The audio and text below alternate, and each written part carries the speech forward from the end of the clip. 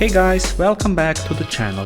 As I mentioned last time, this season I will also make reports on international players that stand out in this season, and Asbjorn Midtgaard is a name that can't be missed.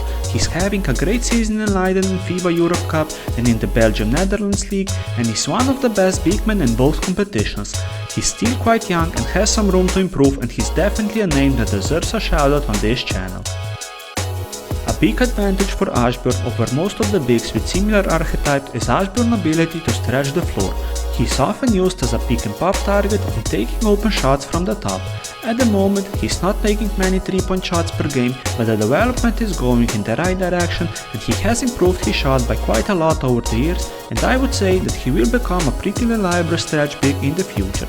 With his playing style, he reminds me on Aaron Baines, who had a 3-point shot to his toolback in last seasons, but Asbjorn has the advantage that he started with his shooting development way earlier than Baines and maybe could become a better shooter too. Overall, shooting is a piece of Asbjorn's game that could be useful on any level in Europe. Due to his strong body and mobility, Asbjorn can be a useful pick and roll player too. He sets strong screens that disengage the defender and hit them hard. He's able to roll or pop, which makes him unpredictable, and he's reading the defense well and usually responds the right way.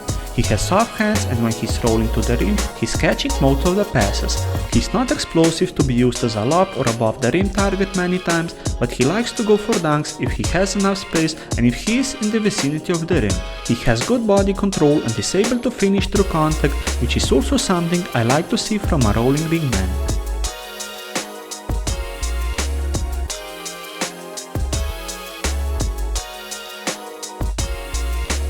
A big part of Asbjorn's offensive arsenal consists of his post-up game. He has the strength to move bodies down low, but sometimes lacks the feel where the defense is standing and can also lose orientation. His baby hook shots with his right hand have decent touch, but needs more work on his left hand finishes. Because of his good footwork, he's also able to pivot himself a better position and create a better scoring opportunity. Overall, he has solid post-up game, but there is room to improve, and I expect that he will make steps in the right direction in next years in this part of his game too.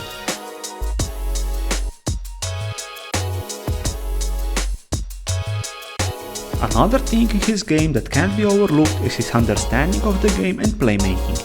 He opens the passing lanes for teammates and offers himself on high post, looks for the balls on low post, or lurks around the dunker spot to get a useful pass. He's also a very good passer for a player his position and occasionally makes nice passes out of post-ups. He always has an active role in offense, be it as a screen setter or when he gets the ball and creates. On to the defensive end.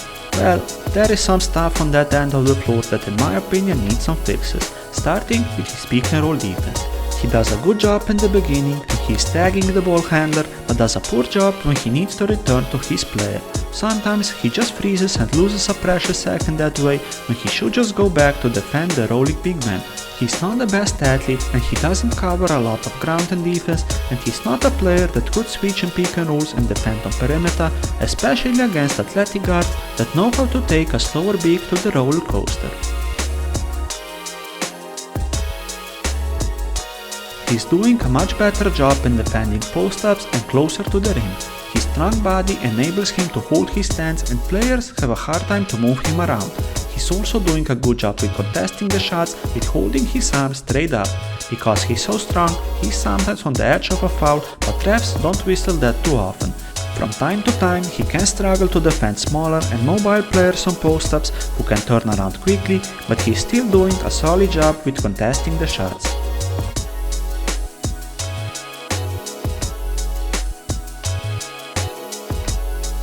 When it comes to shot blocking, he's not a player that will block too many shots, but as mentioned before, he tries to contest or disrupt many attempts. His block numbers aren't telling the whole story here, and he's a good rim protector, even though he averages less than 1 block per game.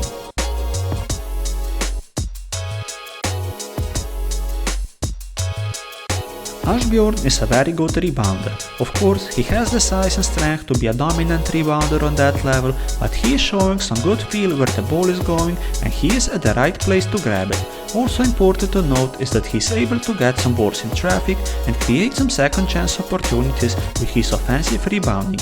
I think he could collect rebounds on a higher level too. So what does the future hold for Asbjorn Midtgaard? In my opinion, he could knock on doors of some Eurocup, if not even Euroleague teams in next few years. He has a lot to offer on the offensive end, not just as an interior scorer, but he can also stretch the floor and dish nice passes from high or low post. In defense, he's showing some good potential as interior defender, but not that good in defending on perimeter and in pick and rolls. When you sum up the pluses and minuses, there are still more pluses and teams should write his name in the notebooks.